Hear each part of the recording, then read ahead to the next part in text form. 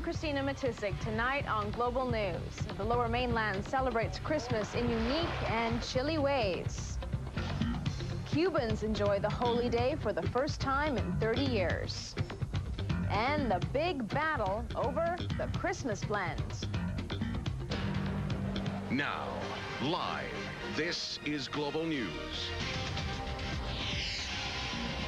Good evening and Merry Christmas, everyone. With 125 turkeys and 1,000 pounds of potatoes, the Salvation Army cooked up one of Vancouver's biggest Christmas dinners today. And as Dag Sharman reports, there was no shortage of Christmas spirit in the Lower Mainland tonight.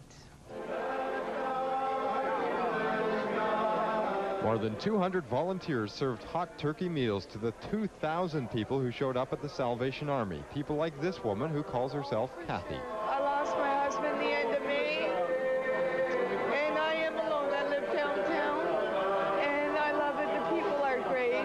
I went through a program here 8 years ago, and they're so nice to you and everything and assist you so much that if I get a chance to volunteer, I do. Otherwise, I come here for the dinner. Along with the food, they also handed out winter clothing. There's a lot of distress and a lot of pain, a lot of loneliness that is prevalent in the downtown east side. And this is just an opportunity for us to sort of move some of the clouds away. It isn't just the traditional places that are lending a hand this Christmas Day. No, you don't have to look very far in Vancouver to find someone spreading Christmas cheer. Whoa, Santa gave you lots of presents. Jolly St. Nick stopped by the Mars restaurant where people living with HIV or AIDS and their friends celebrated. A lot of the people that come here don't have family in the area, so they don't have people to celebrate the day with, so it's quite important for those people to come together as a community with their friends. Hamburger cheese. Over at the White Spot restaurant on Kingsway, a different idea. Today, all of the profits went to charity, and the staff donated all of their wages and tips to charity as well. And the restaurant was packed. It's my way of helping. We've always believed that it's better to give than to receive, and this is one way of showing our guests and the community that we thank them and we want to help. Free toys for the kids at Ali's restaurant and a free meal for anyone, rich or poor, who needs companionship today. It's very nice when you see that nice smile on the face of everybody. And there are smiles and hugs back at the Salvation Army. I don't feel alone anymore. It's beautiful. And that, of course, is what Christmas is all about. Dag Sharman, Global News, Vancouver. Christmas Day in Vancouver wasn't just full of gift openings and holiday feasting. Some celebrate the day in some unusual and very cold ways that would shock the rest of Canada. Melissa Fung reports. Christmas Day dawned bright and balmy here on the west coast. Sunny and relatively mild, just like an average day in the spring. It's very warm today. I was surprised, so we had to get out, new skates and all, you know. It's a beautiful day to be out. I'm surprised there's so many people out, in fact, actually. They were out, rollerblading, kayaking, and dipping into some uncharted waters. Santa brought me a new nice toy, except I had to build it myself. What is it? I call it a fin board. Not your stereotypical Christmas scene. Santa usually travels in something bigger. But Thomas is hoping to patent it and get it under some Christmas trees in time for next year. Typically, though, albeit for a summer day, the tennis courts at Kitts Beach were full. Is tennis something that you normally do on Christmas Day? Quite often, yes, whenever the weather allows it. And being here on the West Coast, you know, we are lucky to have Christmas Day, sometimes even New Year's Day. We play down here. Playing has become something of a traditional ingredient for a West Coast Christmas. Well, we spent Christmas Eve skiing on the slopes on Grouse Mountain, and Christmas Day, well, we opened presents this morning and then came down to the park. Will there be a turkey? No, we're vegetarians, so it's nut loaf. West Coast kind of Christmas. Oh, it's beautiful. Yeah, we really are privileged. We have so much to be thankful for, and an attitude of gratitude. Gratitude, perhaps, for being able to celebrate this winter day like a spring one. Melissa Fung, Global News, Vancouver. Prime Minister Jean Chrétien is sending out an upbeat message tonight. Things are looking up for Canada. In his Christmas Day address, he says Canadians have a renewed sense of optimism. Holiday season is a time for hope, and this year finds Canadians feeling a renewed sense of optimism. We have overcome historic challenges.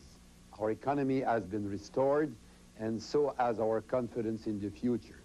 We have a new energy, a new resolve to roll up our sleeves and take on new challenges. To make sure no Canadian is left behind as we move ahead, this is a time to celebrate, to savor our good fortune, and to remember those who are less fortunate, to renew ties of family and friendship. My family joins me in wishing you and yours a joyful holiday season. And it's been a year of both happiness and sorrow for the Queen. In her Christmas message today, she remembered Princess Diana and spoke of the happiness of her own 50th wedding anniversary. This interweaving of joy and woe has been very much brought home to me and my family during the last months. We all felt the shock and sorrow of Diana's death.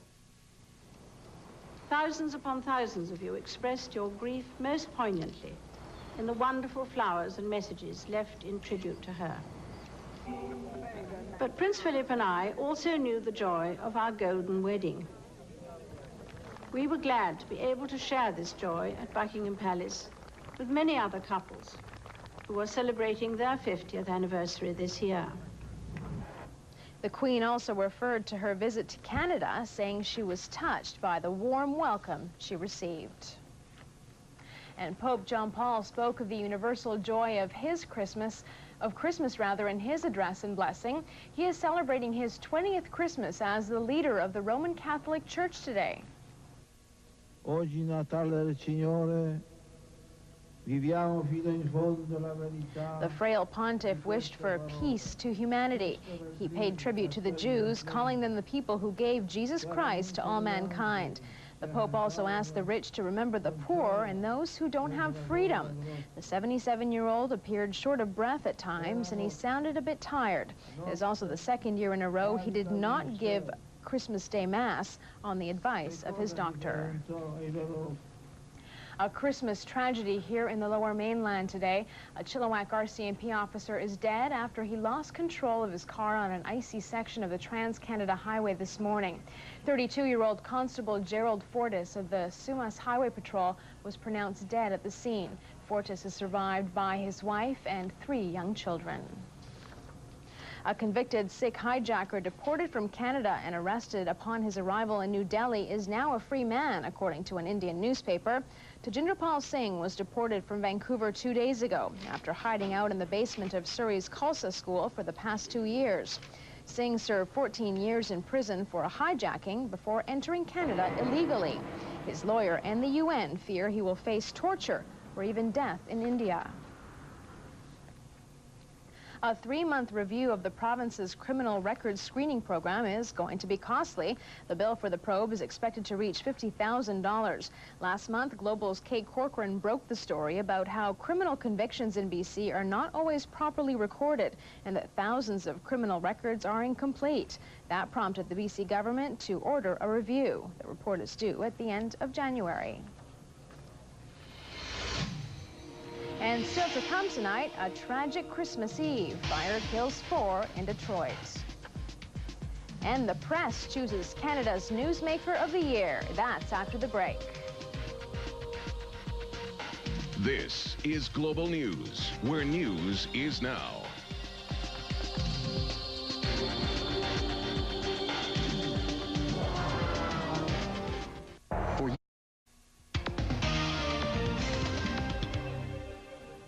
Hockey player Sheldon Kennedy has been given the honor of Canada's top newsmaker of the year. In a survey of news directors and editors, Kennedy got the most votes. Kennedy went public with his story of sexual abuse by junior hockey coach Graham James.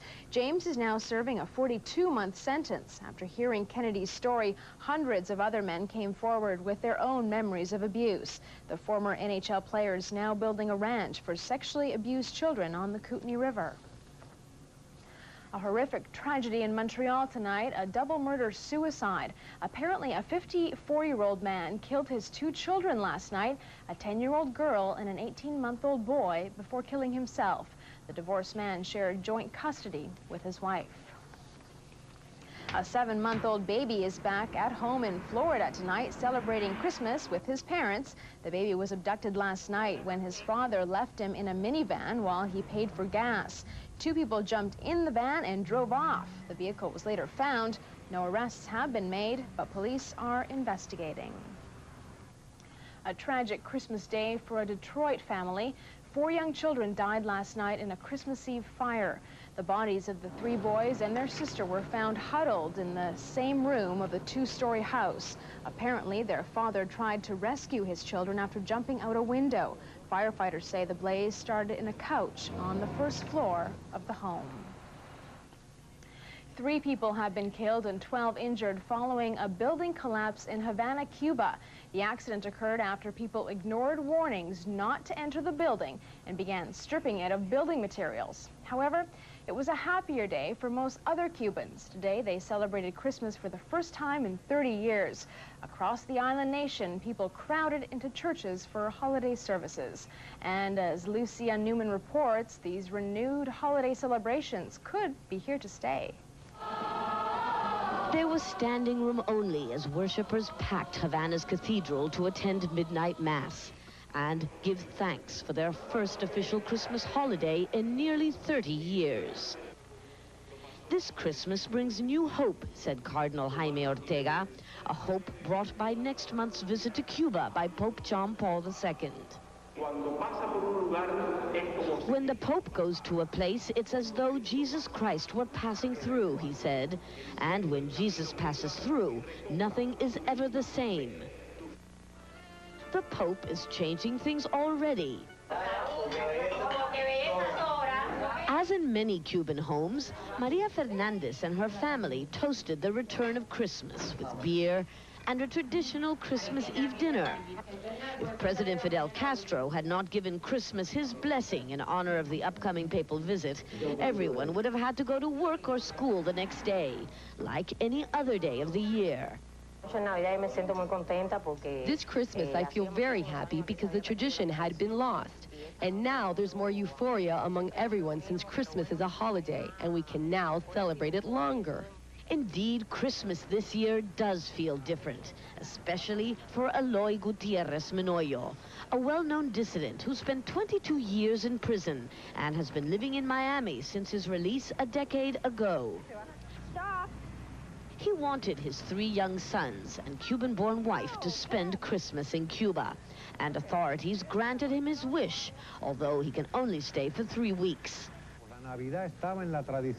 Christmas had always been a Cuban tradition, he says, and the fact that it's been restored is very positive because it's a tradition that speaks of love, of reconciliation, of peace. It's a message that does not speak of hatred.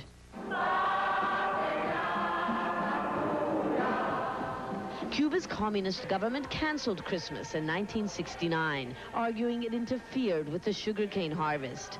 And President Castro says the return of the holiday is for this year only. But some have their doubts. The decision to restore Christmas has been overwhelmingly applauded by Christians and Marxists alike. Taking it away again would be so unpopular that many believe that Christmas is really back to stay. Lucia Newman, CNN, Havana. In other international news, the death toll is rising tonight after a train wreck in Pakistan. At least 34 people are dead so far and dozens have been injured. 2 passenger trains collided head-on late last night near a small station in central Pakistan. A moving train rammed into another train standing on the single-track line.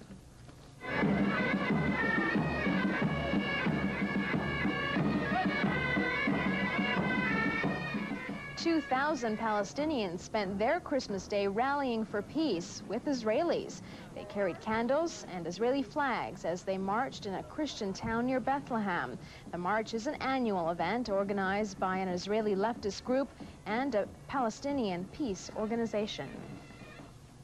Christmas was celebrated throughout the Western world with remarkable variety. Tim Lister takes a look at festivities around the globe. Fireworks over Bethlehem herald the beginning of Christmas celebrations around the world. Inside the Church of the Nativity, a message of harmony and goodwill subdues, at least for a few hours, the Middle East's political disputes. Christmas Day in the town where Jesus was born dawned crisp and clear.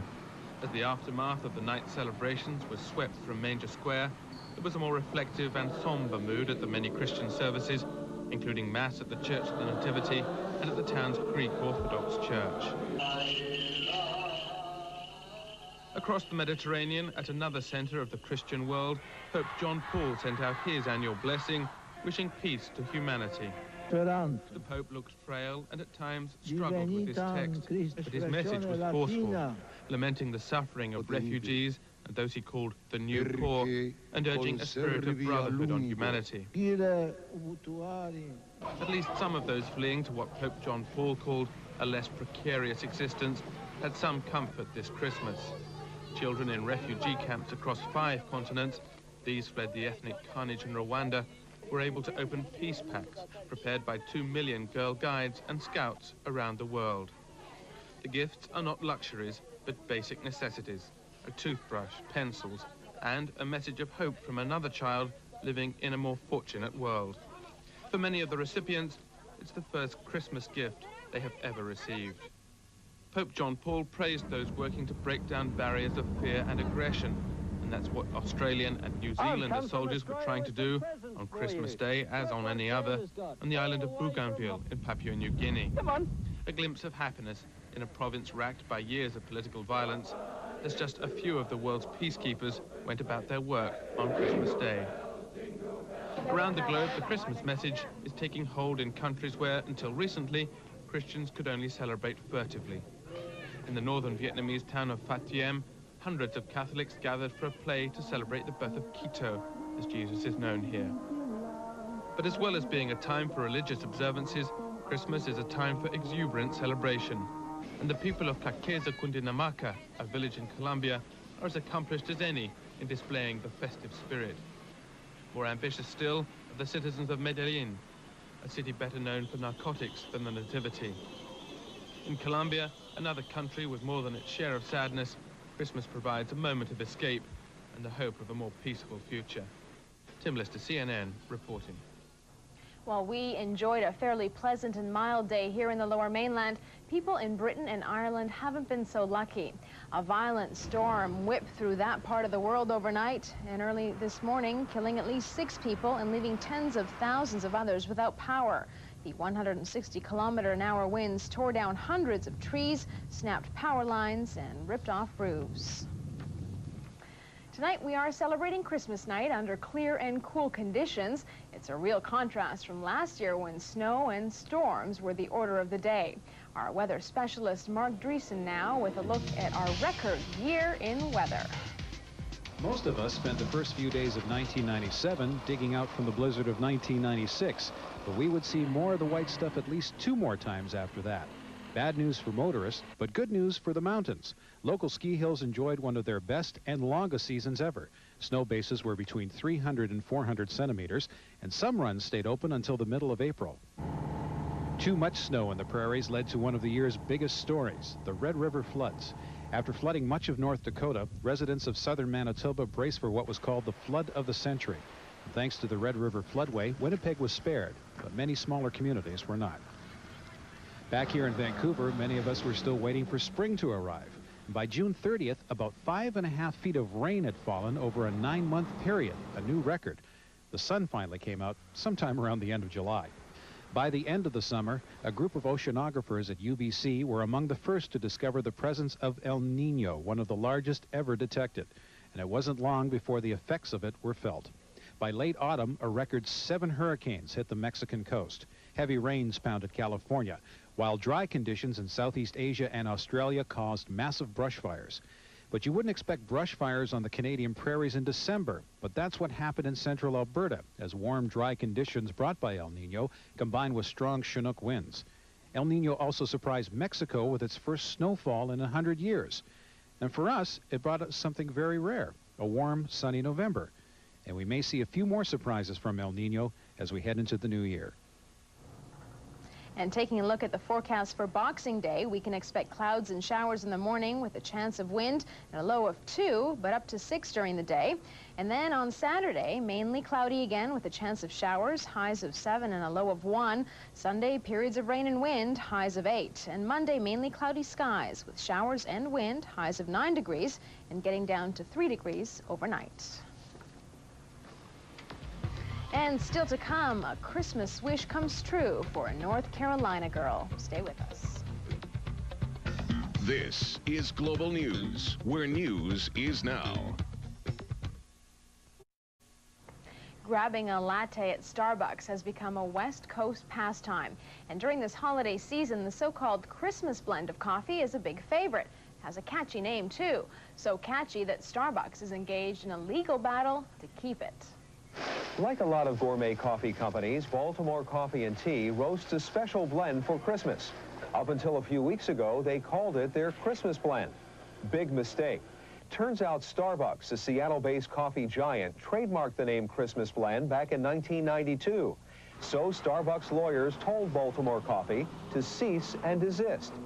We immediately changed the name to Christmas Coffee, which oddly enough we like a lot better than the previous name, and we're selling a lot more of it. But there's another company selling Christmas blend coffee, and going after it could become a real public relations nightmare. Because this coffee company is run by a couple of monks. They live at the All Merciful Savior Monastery on Vashon Island, just a short ferry boat ride from Seattle. And they've told Starbucks they'll fight any name change. I'm a Christian monk, and there's no way that any corporation is going to tell me that I can't use the name Christmas, which has been used by the church for almost 2,000 years. It just doesn't pass with us. Starbucks says it's not trying to be the Grinch who stole the Christmas blend, just protect the value of its trademark. The company plans to meet with monastery representatives after the first of the year. Now, Starbucks isn't the only company to register a Christmas trademark. In fact, there are 325 of them, everything from a Christmas Carol potpourri to Christmas tree pasta. But I checked, and Merry Christmas isn't on the list yet. So Merry Christmas from Herb Weisbaum, CBS News, Seattle. And finally tonight, the story of a North Carolina girl who lost her 2 dogs a few months ago. She then wrote Santa about her loss. And the result? A perfect Christmas story. Edward Lawrence has more. Dear Santa, I think I have been really good, maybe a little bad, but I need nothing for Christmas. Or maybe one thing. Laura Muse says St. Nick brought her dogs home. Mika is 5 years old. Her daughter Britta is 1.5. The 2 German Shepherds disappeared October 18th. 1,000 acres over there is not developed at all, whereas we're getting developed more and more here every day. And so I assume they went that way. The next day that October, Lance Muse searched the forest up Little Mountain for a mile. There was no sign of Britta and Mika. After almost 2 months, he had little hope. I didn't really expect to get both of them back. I missed them a lot, and I really wanted them back. Laura never gave up. As a last resort, she wrote this letter to Santa Claus. The only thing I want, because I miss them a lot, so I know you can't give it to me, but I mean, I really want them. 2 days after the December letter, the 8-year-old spotted the dogs in her driveway. This year, it has really renewed my faith and hope in the Christmas spirit. Mika, Daddy has yours. They're back, and Laura made sure both had presents to open. From Laura and the rest of the family. Britta now has a limp. She returned alive, but with a bullet in her back leg. The reunion made this Christmas the best one this family has ever had. I said, well, I guess the good Lord let them home. And she said, well, I wrote my letter to Santa Claus. And I said, well, I think those two keep in touch. So. Edward Lawrence, WBTV News Channel 3. A nice way to end the evening. From everyone here at Global News, we wish you a very Merry Christmas. I'll see you again tomorrow night. Good night.